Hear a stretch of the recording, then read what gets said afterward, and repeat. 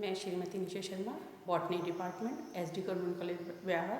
आज मैं BSc part third year का पेपर फर्स्ट का पादप कार्यकी क्या है और उसके उद्देश्य के बारे में आपको जानकारी दूंगी। पादप कार्यकी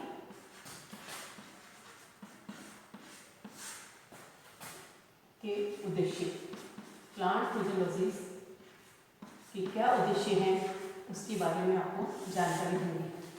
सामान्य अवस्था में हम पादप कोशिका स्तर तथा अंतर पर होने वाली सभी जैविक क्रियाओं, जैविक भौतिक तथा जैव रासायनिक परिवर्तनों तथा क्रिया का अध्ययन किया जाता है। वैज्ञानिक नोबेल एंट्रीज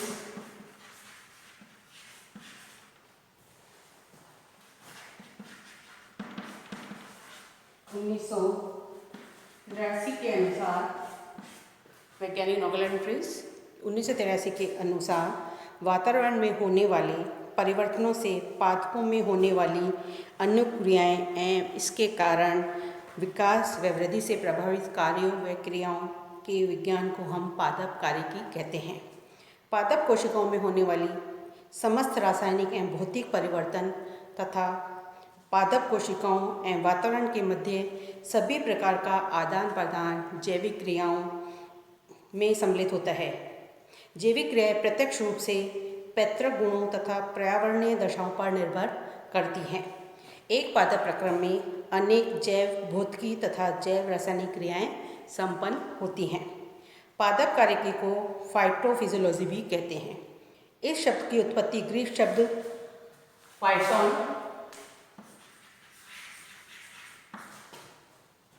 तथा physis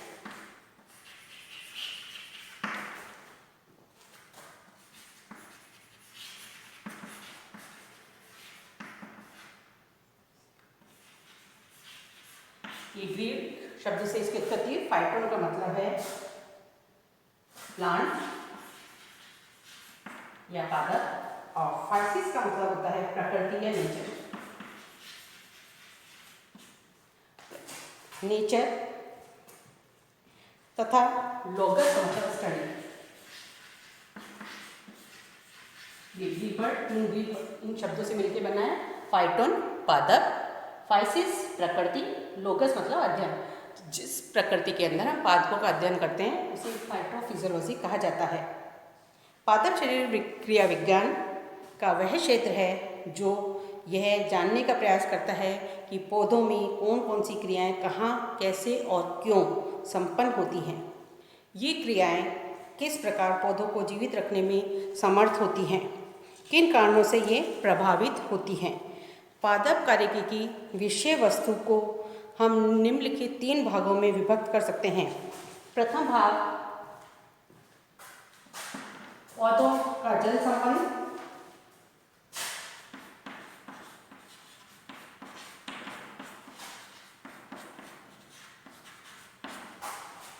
water relations, plant and water relation.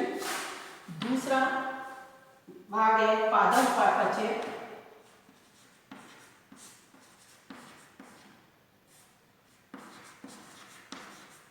Plant metabolism. और तीसरा भाग है वृद्धि तथा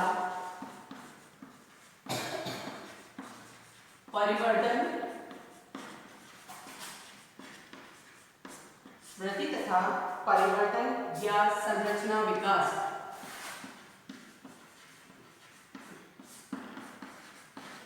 तीन शाखाओं के अंतर्गत हम जो है प्लांट फिजियोलॉजी का अध्ययन करते हैं। पौधों का जल संबंध।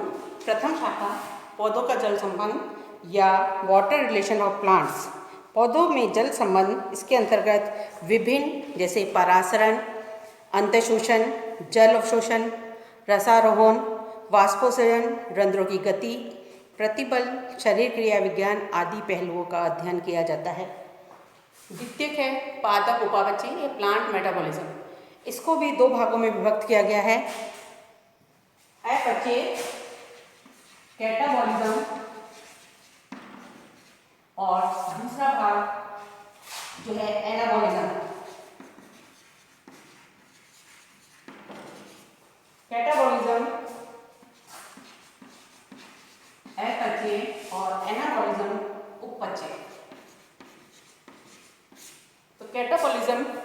अंतर्गत वे क्रियाएं सम्मिलित की जाती हैं जो मुख्य रूप से पदार्थों के अपघटन या खंडन से संबंधित होती हैं, जैसे श्वसन।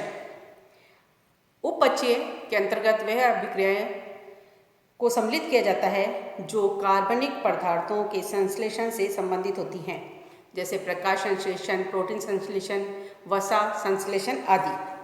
तीसरा भाग है वृद्धि तथा परिवर्तन या संरचना विकास।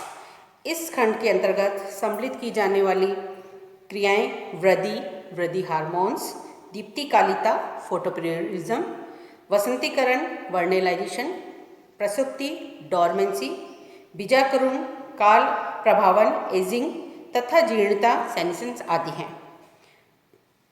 तो हम इन 3 शाखाओं के अंतर्गत प्लांट फिजियोलॉजी का अध्ययन करते हैं। अब हम देखेंगे पादप कार्यकी का अन्य शाखाओं से क्या संबंध है। जैसा कि हमें विदित है कि पादप कार्यकी पादप के जैविक प्रक्रमों से संबंधित है तथा वनस्पति विज्ञान की यह अन्य शाखाओं से संबंध निम्न प्रकार है। पहला संबंध पादप वर्गीकरण से संबंध, प्लांट टैक्सोनॉमी से इसका क्या संबंध है। पादपों का वर्गीकरण उनके रासायनिक संगठन अर्थात रासायनिक वर्गीकी कीमोटैक्सोनॉमी के आधार पर किया जाता है। केवल सेंट्रोस्पर्मेसी कुल के पादपों में बीटा साइनिन नामक वर्णक उपस्थित होते हैं। क्रेजुलेशन एसिड उपापचय सीएम प्लांट्स में मुख्य रूप से क्रेजुलेसी कुल के पादपों में ही पाया जाता है। द्वितीय पादप आकारिकी से संबंध, प्लांट मॉर्फोलॉजी से क्या संबंध है। पादपों की बाह्य आकृति जैसे बौनेपन, लंबाई, आरोही, स्वभाव इत्यादि प्रत्यक्ष या अप्रत्यक्ष रूप से वृद्धि, परिवर्तन तथा विकास के प्रक्रमों पर निर्भर होता है।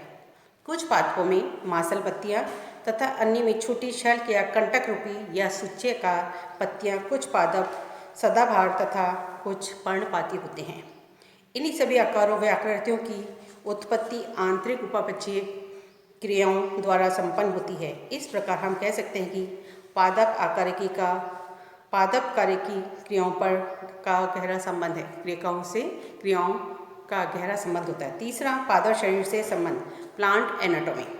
पादप शरीर से संबंध में के अंतर्गत पादपों के रसारोहण की क्रियाओं को समझने के लिए कि पादपों में किस तरह से जड़ें जल अवशोषित करके उसे पौधों के विभिन्न भाग, तना, पत्तियों तक पहुंचाती हैं। संरचना, इसके अंतर्गत हम मूल, स्तंभ तथा पत्तियों में जाइलम की संरचना, फ्लोएम स्थानांतरण के लिए फ्लोएम की संरचना, जल अवशोषण की क्रियाविधि को जानने के लिए प्लाज्मा झिल्ली तथा मूल रोम की संरचना आदि की आंतरिक संरचना का ज्ञान द्वारा प्राप्त पादप कार्यकी का विस्तृत अध्ययन का पता चलता है। चौथा ब्रांच शाखा पादप भ्रूणिकी से संबंध, पादपों के जीवन चक्र का अध्ययन पादप कार्यकी से संबंधित है। जैसे मुख्य कार्यकी परिवर्तन तो परागण, परागकण, अंकुरण, भ्रूण विकास आदि के समय होते हैं। वे इन भ्रूणिकी क्रियाओं को समझने के लिए सहायक होती हैं। ये उत्तक संवर्धन तथा भ्रूण संवर्धन में भी सहायक होते हैं। इसके अतिरिक्त पादप पारिस्थितिकी, जैव भौतिकी, जैव रासायनिक, फसल कार्यकी, कोशिका विज्ञान, आनुवंशिकी आदि भी पादप कार्यकी से गहन रूप से संबंधित होते हैं। पादप कार्यकी के प्रायोगिक अनुप्रयोग, पादप कार्यकी वैज्ञानिक तथ्यों पर आधारित विज्ञान की वह एक सुविकसित शाखा है जिसके अंतर्गत हम जटिल कृषि समस्याओं के हल में अत्यंत लाभकारी है। इसके अनुप्रयोग निम्न हैं। पहला, खनिज पोषण। पौधों के खनिज पोषण के ज्ञान द्वारा उर्वरक प्रयोग की अधिकता बढ़ी। किसी विशेष खनिज पोषक तत्व की कमी और विषाक्तता के ज्ञान से पादप वृद्धि के लिए उचित मृदा संशोधन के बारे में जानकारी मिली। मिट्टी में किसी निश्चित तत्व की उपस्थिति ही पर्याप्त नहीं होती, अपितु पौधों के उपापचयिक स्थलों पर उसकी क्रियात्मक उपलब्धता भी महत्वपूर्ण होती है।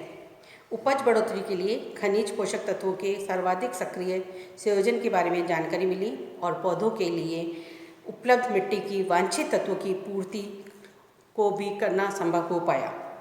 जैसे उदासीन और क्षारीय मिट्टी के अनुपलब्ध लोह तत्व को पौधों को उपलब्ध कराने के लिए अम्लीय प्रभाव वाले उर्वरक जो है मिट्टी में डाले जाते हैं। गेहूँ, चावल और दाल जैसी अनेक फसलों के शरीर क्रियात्मक रोगों की कमी, बोरॉन तथा सोडियम जैसे खनिजों के प्रयोग द्वारा दूर किया जा सकता है। जल संबंधों और खनिज उपयोग के ज्ञान द्वारा उन्नत फसलों को उगाना संभव हुआ है। पौधों की विशेष प्रजातियों को ऐसे स्थानों पर उगाना संभव हो गया है जहाँ उचित शरीर क्रियात्मक दशाएं उपलब्ध करवाने पर भी वे कभी नहीं उग पाती थी। नेक्स्ट, उत्पादन कार्य की कार्बोहाइड्रेट पौधों के प्रमुख उत्पाद को बढ़ाने के लिए 3 मुख्य तत्वों पर हम विचार करते हैं। पहला उत्पादन प्रकाश संश्लेषण, दूसरा भंडारण शिंक विभव और तीसरा पौधों में विसरण का नियंत्रण अर्थात खाद्य पदार्थों को सही प्रकार से भंडारण अंगों में ले जाना, विलियों का स्थानांतरण, बीजों जैसे भंडारण अंगों की ओर उच्च स्थानांतरण क्षमता से अधिक उत्पादन प्राप्त करने में भी सफलता मिली है। तीसरा प्रकाश संश्लेषण। प्रकाश संश्लेषण प्रक्रिया के लिए हरे पौधे खाद्य उत्पादन के लिए सौर ऊर्जा का 1% से भी कम भाग प्रयुक्त करते हैं। यह एकल प्रक्रिया है जो कि धरती के समस्त सजीवों को पोषण देती है। नेक्स्ट, वृद्धि नियामक या ग्रोथ रेगुलेटर्स। वृद्धि नियामक पदार्थों के ज्ञान द्वारा फसलों उत्पादन में काफ़ी लाभ हुआ। कृत्रिम ऑक्सीजनों और संबंध यौगिकों के उपयोग द्वारा फसलों का तनुकरण, कच्चे फलों का झड़ना, पादवृद्धि और उत्पादन में बढ़ोतरी, बीजहीन फलों या अनिश्चित फलन को बढ़ावा देना, कायिक प्रजनन के लिए कृंतकों में जड़ निर्माण को बढ़ाना, मुकुलन या प्रसुफटन, पुष्पन का प्रेरण, फल परिपक्वन और गुणवत्ता का नियंत्रण, परिपक्वता में तेजी लाना, आलू में प्रसुप्ति उत्पन्न करना, खरपतवार नियंत्रण, फलों की यांत्रिक कटाई में सहायता आदि कार्यों में प्रयुक्त किया जाता है। इसी तरह से जिब्रेलिनों को वृंत लंबाई और उत्पादन वृद्धि, एक समान फसलों उत्पादन का प्रेरण, फलाकार बढ़ाने, परिपक्वता में शीघ्रता, फल गुणवत्ता बढ़ाने, फलों को फटने से बचाने, कायिक वृद्धि और फूल का आकार बढ़ाने, गन्नों में शक्कर की मात्रा बढ़ाने आदि में प्रयुक्त किया जाता है। साइटोकाइनिनों हार्मोन को फलों का स्वजीवन बढ़ाने, जड़ प्रेरण में तेजी और कुशल जड़ तंत्र उत्पन्न करने, मूंगफली के उत्पादन और तेल मात्रा बढ़ाने, कोशिका विभाजन कराने आदि में प्रयुक्त किया जाता है। इसके अलावा हार्मोन युक्त यौगिक पादप उत्तकों का संवाद बढ़ाने, उत्तक खनिज वर्धन, जायका बढ़ाने, रंग लाने और लंबे समय तक सुरक्षित रखने आदि गुणों को बढ़ाने में भी उपयोग किया जाता है। उसमें भी ये हार्मोन उपयोगी सिद्ध होते हैं। इसी तरह सीसी साइक्लोसेल फास्फोडिल डी आदि वृद्धि रोधक पादप ऊंचाई नियंत्रित करने, पतन और फल परिपक्वन के पहले ही फल झड़ जाना आदि क्रियाओं को रोकने में उपयोगी पाए गए हैं। सीसी इसका फुल नाम है 2-क्लोरो ethyl trimethyl ammonium chloride.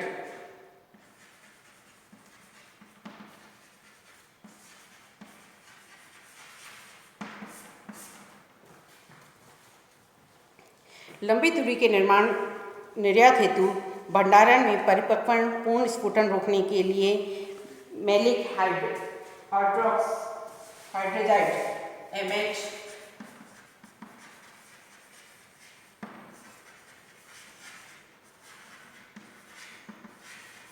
Maleic हाइड्रोजाइड का उपयोग लिया जा सकता है। पौधों में बोनापन उत्पन्न करने के लिए, पतन रोकने और मादापन लाने के लिए इथिलीन का उपयोग किया जाता है। बीज प्रसुप्ति। अधिकतर पौधों में को अंकुरित कराने के पूर्व प्रसुप्ति में एक निश्चित अवधि की आवश्यकता होती है, जैसे सेब, आड़ू, अंगूर, आलू आदि के में। अंकुरण से पूर्व इन्हें एक शीतकाल चाहिए, जिसे जिब्रेलिक एसिड उपचार के बाद इन्हें तुरंत अंकुरित कराया जा सकता है। साइटोकाइनिन कुछ पौधों की प्रसुप्ति भंग करने में प्रभावी हैं। इथिलीन क्लोरोहाइड्रिन को ताज़ा काटे गए आलू कंदों की प्रसुप्ति भंजन में सर्वाधिक उपयोग करते हैं। दीप्तिकालिता और वसंतीकरण। दीप्तिकालिता और वसंतीकरण पर हुए अनुसंधानों द्वारा उचित परिवर्तित दीप्तिकाल तथा निम्न तापमान उपचार देकर बेमौसम फल, फूल और सब्जी प्राप्त की जा सकती है। पुष्पन में बढ़ोतरी। पुष्पन प्रेरण में विविध हार्मोन जैसे ऑक्सिनो, जिब्रेलिना, साइटोकाइनिन और इथेफॉन या ईथर यौगिक महत्वपूर्ण है। खीरा, कमड़ा आदि में मादा फूलों की संख्या बढ़ोतरी करके इनका उत्पादन बढ़ाया जा सकता है। प्रस्फुटन का अवरोध, खाद्य पदार्थों का भंडारण मुश्किल होता है, जैसे आलू के कंद और प्याज के शलगम। NAA के मेथिल एस्टर और मैलिक हाइड्रोजाइड आलू, प्याज, गाजर, शकरकंद आदि में प्रस्फुटन रोकने में सहायक होते हैं। विगलन, आम, सेब, कपास आदि में फल पकने से पूर्व ही झड़कर गिर जाते हैं। इसे रोकने के लिए ऑक्सिनों का प्रयोग किया जाता है। शुष्क कृषि, जलाभाव की दशाओं में उत्पन्न पौधे शुष्क क्षेत्र दशाओं के लिए अच्छे होते हैं और शुष्क एवं मरुस्थलीय क्षेत्रों को उर्वर और लाभदायक क्षेत्र में परिवर्तित कर सकते हैं। सिंचाई, पादप कारक के द्वारा फसलों के जल संबंधों और कृषि कार्यों में उसके महत्व को समझाने की में सहायता मिलती है। सिंचाई की फव्वारा या स्प्रिंकल विधि सफल साबित हुई है, जिसमें जल और श्रम दोनों की कमी हुई है। कार्य की प्रजनन, चावल की अनेक किस्में नाइट्रोजन उपयोग के प्रति प्रतिक्रियात्मक होती हैं। IR8 में यदि हम नाइट्रोजन की आपूर्ति कर दे तो इसमें 5 गुना जो है चावल की खेती हो जाती है। नेक्स्ट, उत्तक संवर्धन, यह एक नवीन तकनीक है जिसमें पादप अंगों का निर्माण परिस्थितियों में इन विट्रो रूप में उगाए जाते हैं। यह निम्न क्षेत्रों में लाभकारी है, जैसे सूक्ष्म प्रवर्धन, रोग मुक्त पादप उत्पादन, भूजनक अगुणित, सफल संकरण के लिए भ्रूण बचाव, उत्परिवर्तियों का प्रेरण और चयन, सोमाक्लोनी विधिता, प्रोटोप्लास्ट प्रौद्योगिकी आदि अलग अलग तकनीकों के रूप में उत्तक प्रवर्धन के द्वारा जो है स्वस्थ पादप का उत्पादन किया जाता है।